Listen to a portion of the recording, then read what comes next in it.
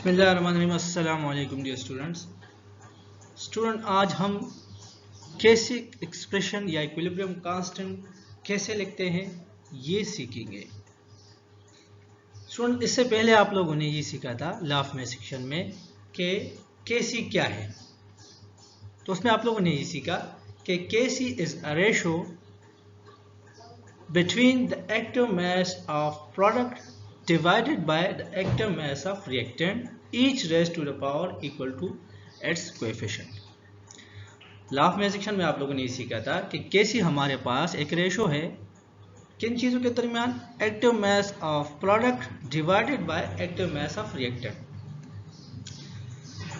अब आप लोगों ने कैसे लिखने के लिए क्या करना होगा। कैसे लिखने के लिए आप प्रोडक्ट की कंसंट्रेशन को नॉमिनेटर में लिखेंगे, ऊपर लिखेंगे, और रिएक्टेंट की कंसंट्रेशन को डिनोमिनेटर में या नीचे लिखेंगे।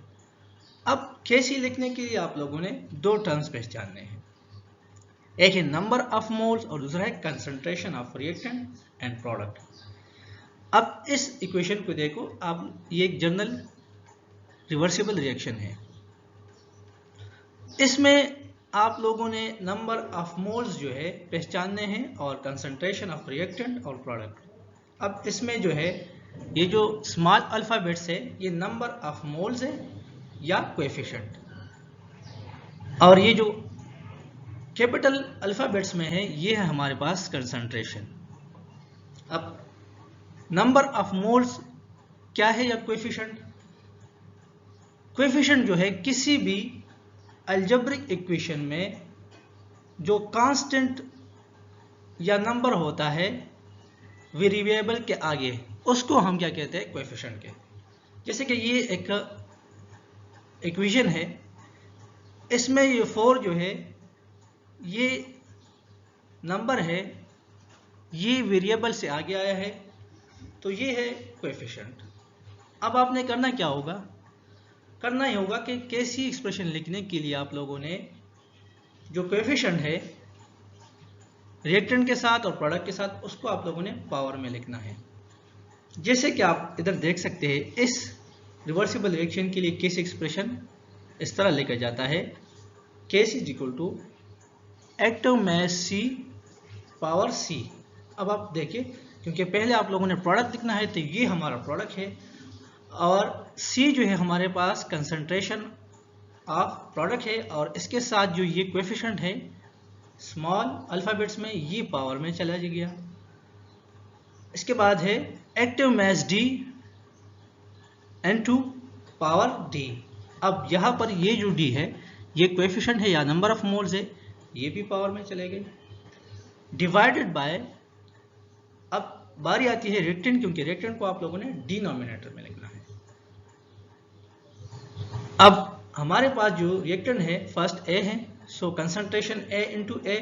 अब ये स्मॉल a जो है ये पावर में चला गया, ये क्योंकि ये कोएफिशिएंट है, और आपने ये सीखा है कि कैसी एक्सप्रेशन लिखने के लिए कोएफिशिएंट को आप लोगों ने पावर में लेके जाना होगा। इसी तरह concentration B into B।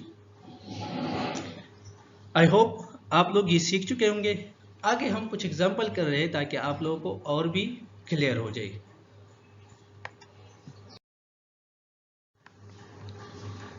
I hope student आप सीख चुके होंगे कि हम कैसे लिखते हैं। ये एक जनरल रिवर्सिबल रिएक्शन है, इसके लिए हम कैसे लिखेंगे। आपको पता है कि कैसे लिखने के लिए हम प्रोडक्ट की कंसंट्रेशन को नॉमिनेटर में लिखते हैं और रिएक्टेंट की कंसंट्रेशन को डिनोमिनेटर में लिखते हैं।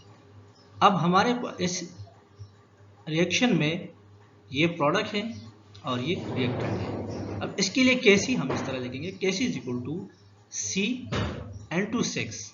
अब इसमें आप लोगों ने एक चीज पहचानना है कि हमने इस कोएफिशिएंट को पावर में लेके जाना है, ना कि इस तरीके को। ये इस चीज पे जो है स्टूडेंट कंफ्यूज हो जाते हैं बाज़ औक़ात, तो वो कभी कभार इस टर्म को यानी यहाँ इस 3 को ऊपर लिखते हैं या इस पे कंफ्यूज हो जाते हैं। तो आप लोगों ने कोएफिशिएंट को पावर में लेके जाना है। फिर इसके बाद है active mass D 5 divided by active mass A 2 यहाँ भी आप लोगों ने 4 नहीं लेके जाना, कोएफिशिएंट या नंबर ऑफ मोल्स को पावर में लेके जाना है। N2 active mass B4।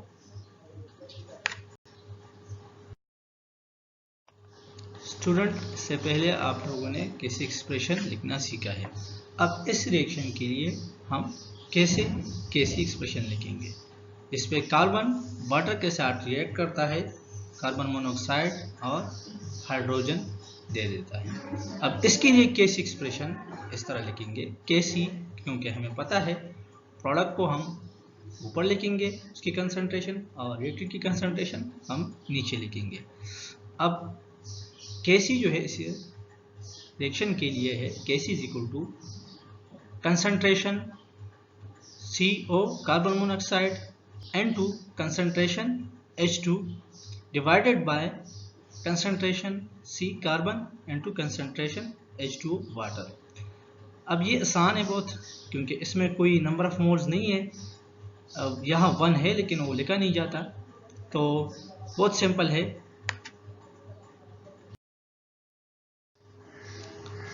अब ये एक और रिएक्शन है रिवर्सिबल, इसके लिए हम केसी कैसे लिखेंगे।